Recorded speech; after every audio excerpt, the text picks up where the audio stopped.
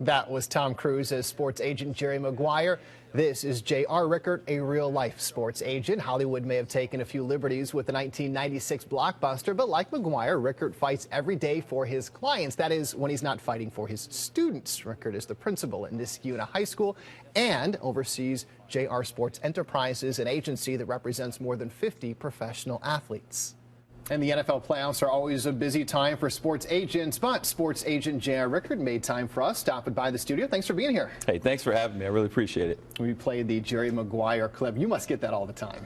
Yeah, it's funny. You know, sometimes we'll go out to eat or something. Guys will say to me, come on, you're picking up. Show me the money. So, yeah, you get it. It's funny. But it's different in the real world than what the Hollywood version, I guess. Yeah, absolutely. I don't know any agent that says to the GM, you know, show me the order. Yeah. You know? Right. So.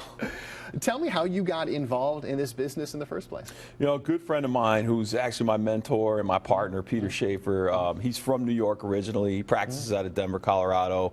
And we met up at Giants camp one year and we were talking about it. And, you know, he said, hey, there's a lot to it. It's, you know, it's not as easy as it looks. But if you're really interested, I'll work with you. And, you know, gosh, that was 17 years ago. So yeah. Here we are, you know. What kind of background did you need to do what you do? Well, there is a lot of contract law that's involved.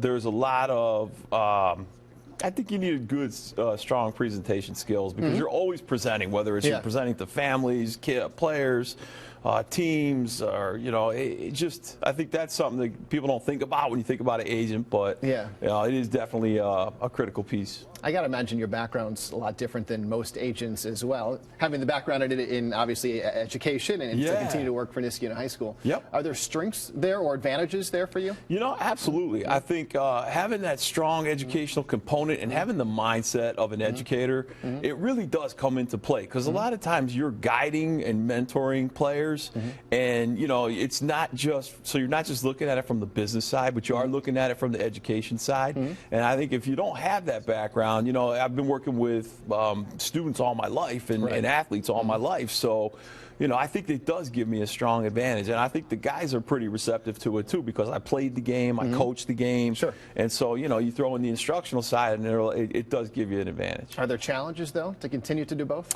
Yeah, there's always, yes, absolutely. But, you know, I look at it this way. I feel really, really fortunate, really lucky that I have two careers that I absolutely love.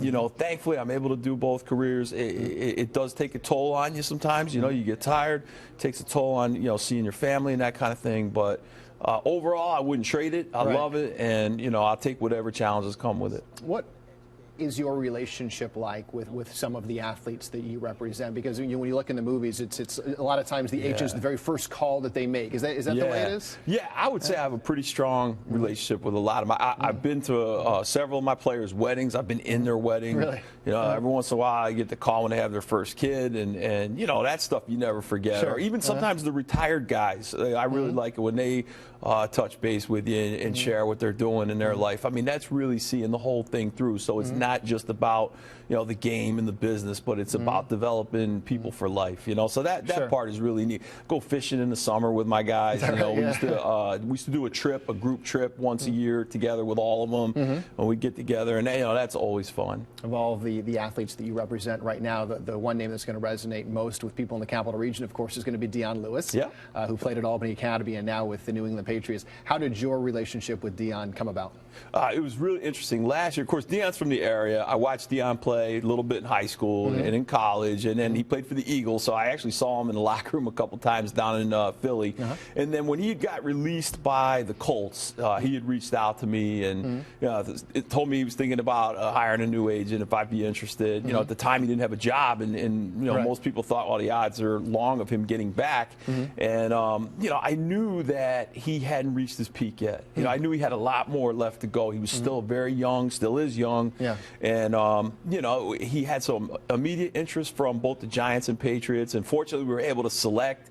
And, you know, together we just put our heads together. We felt like he would fit in the type of skill set that he had and what he brings to the table, that he'd fit in better with the Patriots. And, you know, thankfully we were both right. And it's been a great year. It's been a lot of fun watching him play. Of course, the injury was tough, you know, dealing with that. But Dr. James Andrews did a fantastic job on repairing the ACL. He should have no issues coming back in training camp. And he's under contract with the Patriots, Yes. and that deal got done during this past season. Talk about, without too much minutia that would be over my head, kind of how that works with you and how you approach the Patriots to get something like that done. A lot of it, what people don't realize, a lot of those type of deals get done through a relationship. And thankfully I've had a great relationship with the Patriots over the years. And so when they had reached out and said, would you guys be interested in doing something early as opposed to waiting to the end of the year? Yeah. And, everybody gives me credit because it turned out to be the right thing. Because if we hadn't done that, he'd be left without a contract right now and not able to pass a physical anywhere. Yeah. So, it was definitely a good business move. But I think the key to that was the relationship with the Patriots. Without that piece, and of course Deion's good character and off the field and, being the type of guy that they want for the long term. You put all that together, and I think that's what got that done. It must have been a really special moment for you and Deion, and maybe together, when he made the roster, because so many people just said he's such a long shot, at the beginning of camp. Yeah, when he didn't suit up for that last preseason game, we kind of had an indication that, but we still weren't exactly. We were both questioning, is it really going to come together? And then they played on a Thursday, and he called me that Wednesday night, and he said, "Hey, I think I'm starting tomorrow night." He said, "Not 100% sure because anything can change with Bill, but I think I'm starting." I said, "Wow!" And I think that took America by storm because here he is, the national game, everybody's watching. Pittsburgh Steelers, great team, and it was pouring rain. I remember that, but it was great to actually see him, the things he could do that we all knew he could do, but to watch him do it on his very first game back in the league, it was pretty awesome. Well, you get to have moments like that where you're celebrating with your athletes, but there, I'm sure, are tough moments as well. And I think one must have been recently. You represent Adam Jones, and the Cincinnati Bengals lost to Pittsburgh in a wild card game last weekend, and he committed that personal foul penalty late in the game. When you watch something like that, it's got to be hard for you because you're hurting for your player, I would think. Yeah, I watched the game as a fan, and I felt like the Bengals had a chance to win, and I was rooting for Adam to win and go on to the next.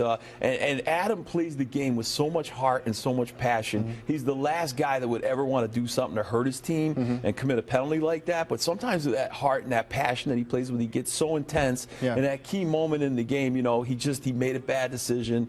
The penalty obviously hurt the club, and Adam felt horrible about it. I mean, I'm sure you probably saw after he was very, very emotional about letting his team down. And that was the biggest thing. It's not about Adam Jones. To him, it's about I let my team down. And that's what makes it so hard for him to accept and deal with. He's a great guy. He has a big heart. There's a lot of things that you never really hear about him doing for helps kids, underprivileged kids. He donates time.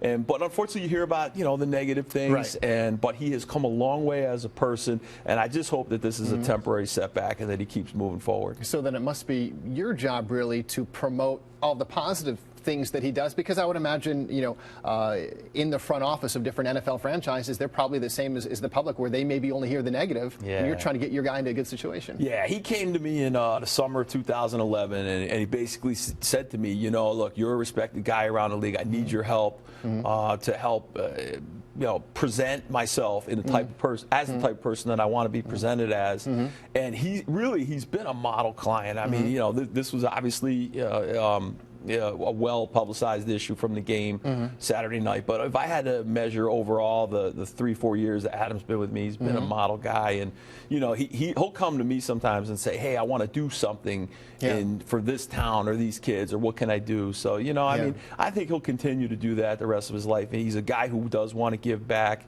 And it's just unfortunate the way it happened Saturday. But I think you'll see him playing again next year in the NFL. He's up for his contract's up.